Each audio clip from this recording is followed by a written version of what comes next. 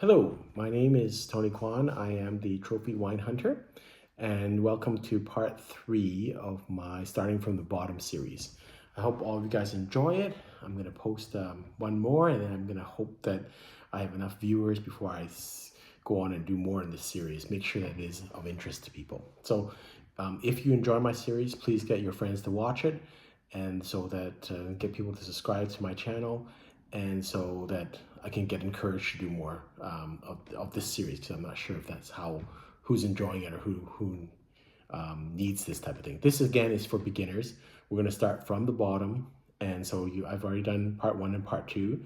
Today we're just going to talk about wine glasses and the importance of them.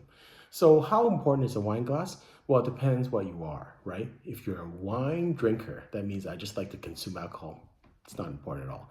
If you're going to drink $9 wines, not important at all. So in general, if your glass is more expensive than your wine, that doesn't make any sense, obviously. Having said that, if you want to be a wine enthusiast, if you want to get into wine appreciation, if you think you're long-term, you're going to be drinking nicer and nicer wines, it is hugely important. So it's worth the investment if you're going to take it seriously.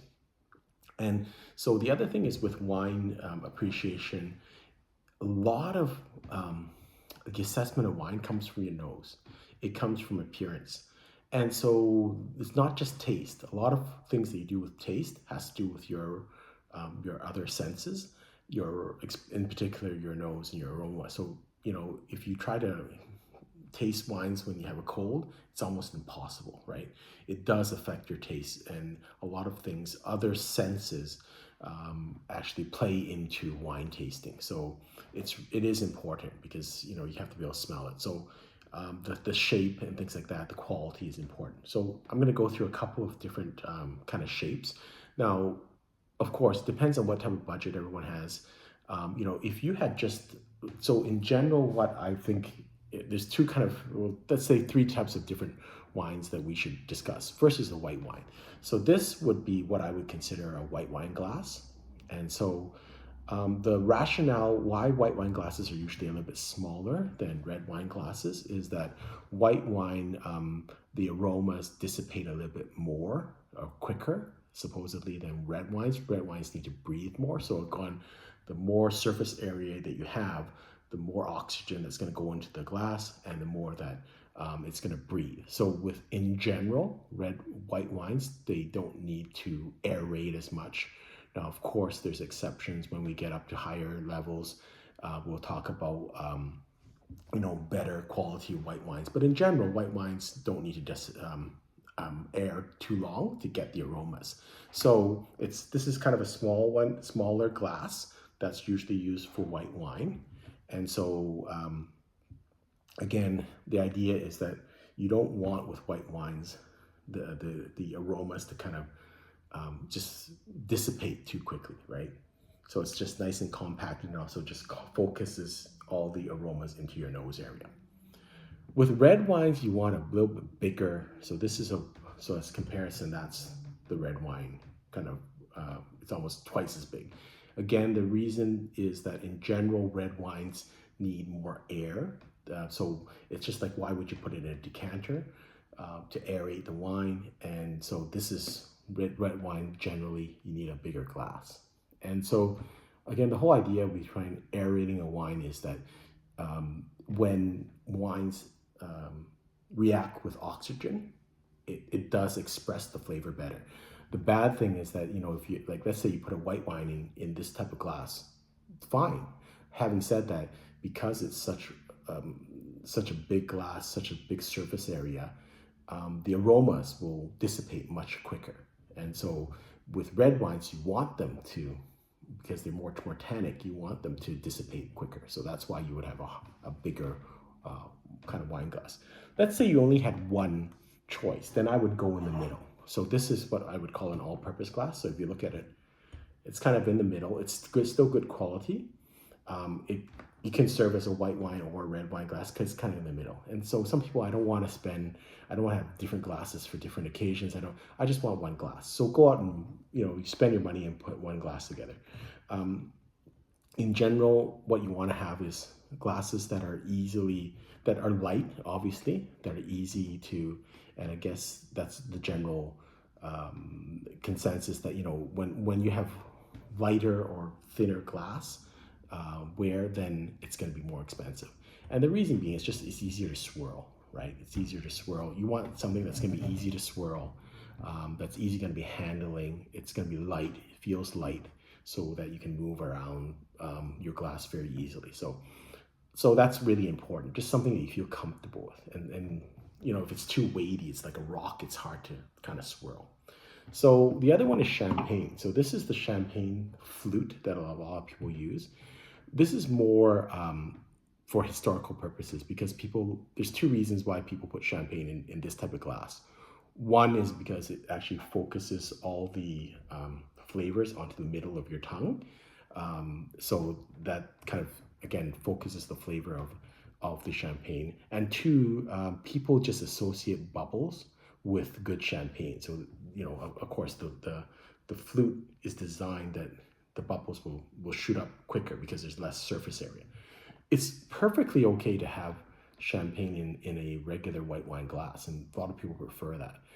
It's just customary to put it in this way. So, and you can even have champagne in a glass like this. It's fine.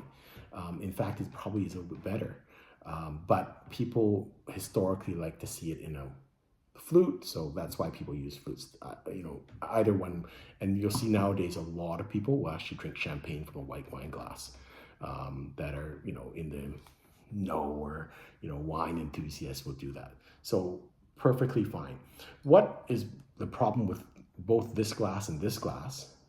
Beautiful glasses. They have a little bit of ribbing on them, and actually that's great for design, very elegant. But having said that, terrible for wine appreciation, because it does kind of distract you from the color of the wine. Part of the assessment of a wine is going to be looking at the color of the wine, and if you've got glass or cuts or colored glass, that's going to take away from that, right? So these are beautiful, attractive, very attractive, but not the best for wine drinking. Also, this glass is too small, right? The surface area is too small. It doesn't, again, you want to open it up a bit. This is not going to let you really air the wine very much. There's not a lot of wine that's going to be in the bottom of this. So this is not really a great glass for wine drinking. Now you'll see this too, right? And this, I'm just giving a extreme example. So you see these type of glasses that people, these mugs, whatever. I mean, this is just, to me, it's just a sales job, okay? Because again, the whole idea that when you have these type of stems is that you don't want to be holding the glass with your fingers, right? Because the idea is, one, it's going to warm white wine, and two, you're going to get fingerprints on your glassware, which is going to affect how you look at the wine. So I don't know why it's okay to do it in this way, right? So this, again, to me, it's just a marketing tool to kind of give people that have everything a new thing to have. It's also for people that are lazy, because they don't want to break their glasses, because too many people were breaking stems when they were washing the glasses. So I thought, well, we'll have this. So to me, this is kind of, I see this all the time, people doing this. That's, to me, just lazy. If you're going to go and bring glasses, bring a proper glass. Don't bring this. Might as well bring a mug then, right? Likewise, if you're going to have it colored, this is beautiful, right? This is beautiful. That's not, again, if you're drinking wine, it's fine. But if you're going to become a wine enthusiast or appreciate wine, don't go and buy this type of stuff. That's crazy to me. You might as well bring a mug, right? What's the difference? Because you're holding it like this, you're holding it like a mug. Get a proper glass. Okay. The other thing that people ask me is, well, how much wine should I pour into, a glass? So again, there's different scenarios and different things. If you're a wine drinker, and again, wine drinker means I just want the wine. I don't care what it is. I just want to quench my thirst. I don't want to learn anything about wine. Fill it to the brim, of course. You want as much wine as you want. But if you're a wine enthusiast, or you want to be doing wine appreciation, you want to have enough wine that you can swirl it easily without having a swirl and being vigorous about the swirl. So in this situation, this would be a little bit too little. You could pour a little bit more into there, but I would say, but it's got to be enough that I can swirl this really vigorously. I can swirl this while I'm talking. I can swirl it any way that I don't feel that there's any danger that I'm going to be spilling it out, because you don't want to be flipping wine all over the place, right? So again, I don't think you should fill up halfway. Again, we're not talking about service standard. We're not talking about restaurant standard. That's a little different. But as a consumer, I like to serve about a little bit more than this to each person, because you don't know, maybe that person doesn't like the wine. So, I mean, if the person likes the wine, then you maybe want to fill it up a little bit more. I would never fill up to half a glass. I would fill up maybe a quarter at most. The other thing is, if you're in social or business settings and there's a lot of like bottoms up or cheering, this is the amount that you should serve. And you have to see the occasion, because at that time you're doing a lot of cheers, you got a lot of toasting, you're going to be bottoms upping the wine a lot. So you don't want to be serving a half glass of wine.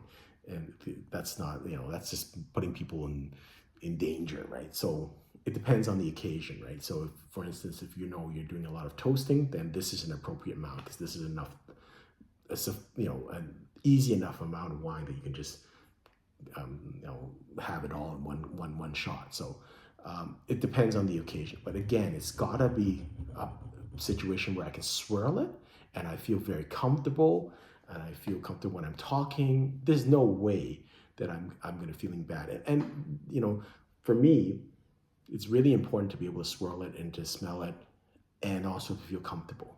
And I can always drink more, right? After I finish this, I can ask for more. I can pour another glass. There's no rush here to pour it up to the brim. And again, once you pour it up too high, it's really hard to swirl it. You get it's much more difficult, especially if you have a heavier glass. You have to use like two hands.